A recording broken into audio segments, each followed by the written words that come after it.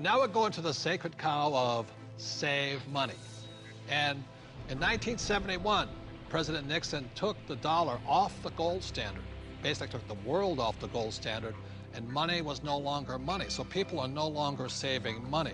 So just to reiterate again, this is $300, what an ounce of gold was worth in the year 2000. So Kim, lift that. Okay. All right, and so this here is 1 ounce of gold in the year 2010, and it's now $1,100. Ugh, and this is why people are working so hard. I can do it, I can do it, I can do it. Yes, I can do it, barely.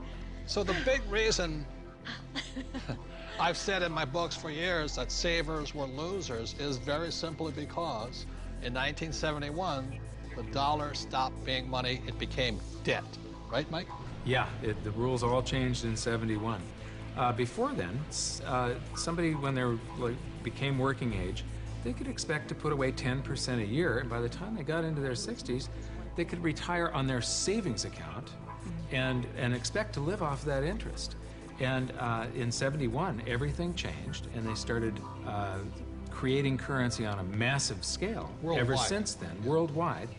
And that is what causes inflation and the loss of purchasing power. So people thinking that they can retire, you know, back in the 50s, if you got $100,000 or $50,000, you could retire on that, you know.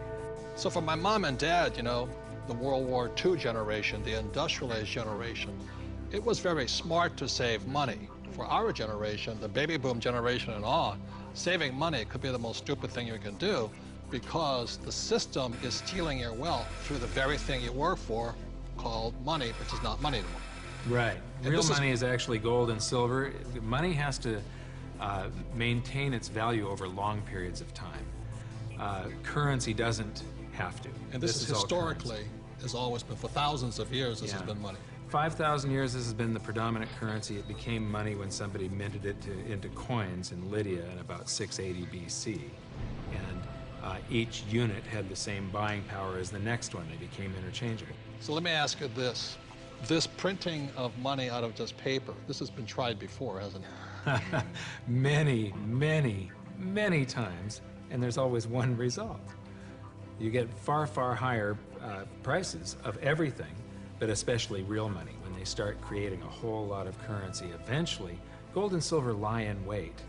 And then when the public senses this inflation of retail prices that is caused by inflation of the quantity of currency in circulation, they rush back toward gold and silver, and they have for 5,000 years. So name some governments that have attempted to print money. The Weimar Republic.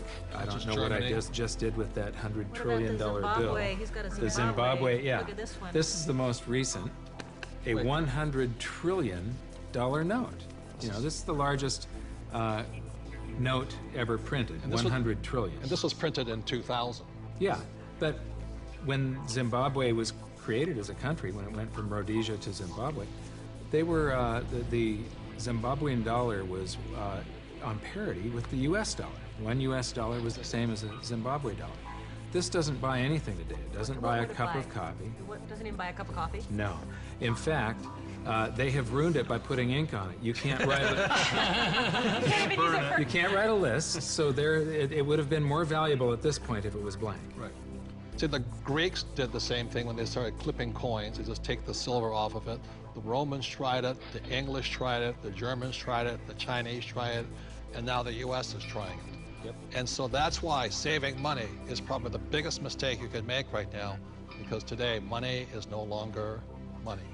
It's now debt. I can vouch for that because my leg is now numb. So all currencies throughout the world are in trouble, the same way this Zimbabwe dollar is in trouble. And that's the problem with saving money. After 1971, it was no longer money.